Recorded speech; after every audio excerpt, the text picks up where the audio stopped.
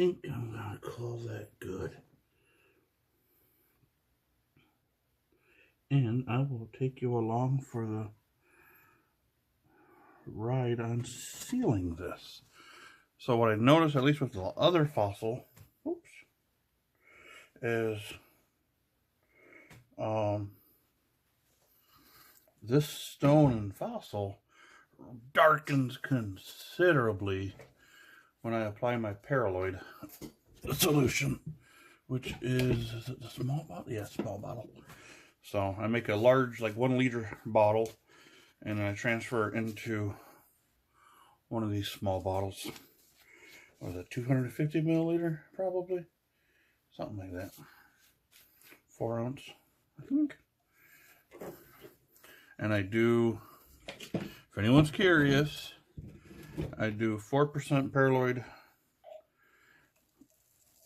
72% acetone, and 20% IPA, which is isopropanol, or also aka rubbing alcohol, but I'm using the high concentration, so like I'm using 99.98%.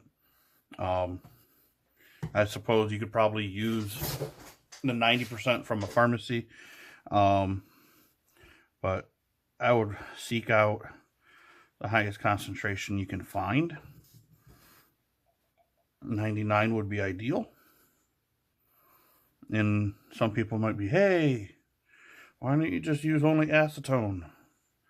Well, acetone is a very low boiling solvent, high vapor pressure, and I find it evaporates too fast.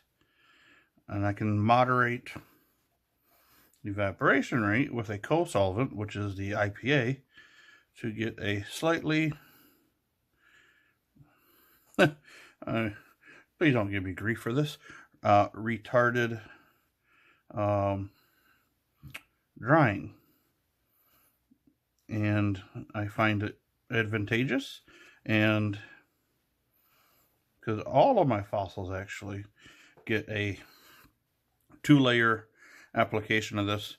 This stone doesn't really flake off that easily. I can rub it and I'm not really getting much powder. The traditional stone, which might not look horribly different on video, it is very different. So for example, finger here. Oh, yeah, it might be sealed already, actually. But anyway, the normal material you get out of the public quarries, totally different style of stone. It does abrade very easily and creates a little powder residue. So I usually actually coat the entire surface of the fossil and the plate. And the other reason I like to try to slow down or retard the evaporation is to improve penetration. So if it's slower evaporating, the solvent has more time to carry the paraloid a little deeper into the surface, or at least that's what I tend to believe. I could be wrong. So I'm going to leave it like that. I'm not going to coat the surface of the fossil. I do need to erase the pencil marks still. In fact, I'll do that right now. So I'm bringing you along for all the little things I do here. So that's 2 coats of 4% B72. And then here's my eraser. Normally, let me give this a little.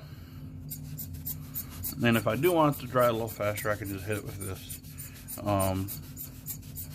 And I did notice on this dark preservation fossil, the paraloid really kicks up the shine very quickly. Now, I did read some papers where you can use different solvents, and I think IPA reduces the gloss actually, which is another reason I was playing around with it and using it. So in addition to slowing the evaporation rate, it also reduces the total sheen on the final part. So if it was only acetone, it would actually be quite a bit more glossy or shiny. And it is dry right now. So let's give that a good erase. There we go. And there she is. I gotta say, I think, let me see, I'll just zoom out here.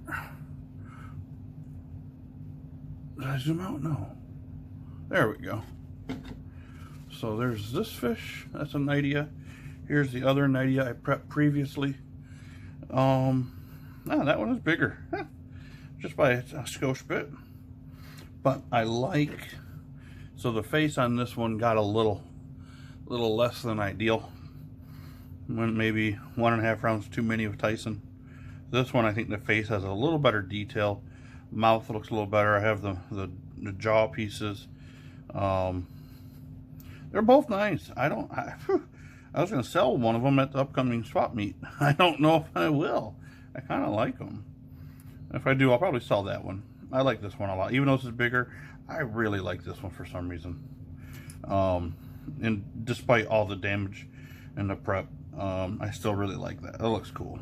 So anyway, that's it for my 18-inch layer specimens.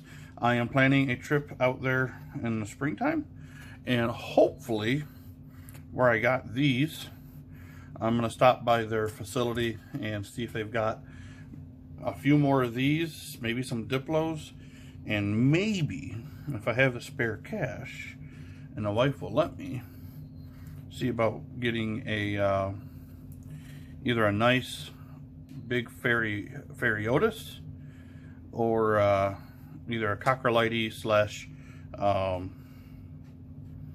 Priscacara that's in this sort of matrix with the dark preservation. I think that would just be freaking cool to prep, and that is absolutely something I want to hang on my wall. So, but in any case, there you go. That is done. She's a beauty. About 50 million years old, which is crazy. So, and there's some poop trapped in this piece, which is funny. And I may actually, see how this is cracked, I may come in here and either drop some CA glue down in that crack, or load it up with a paraloid, try to conserve that, keep it from flaking apart any more than it already has. So, but that's a beautiful little Knightia. So, thanks for watching. Adios.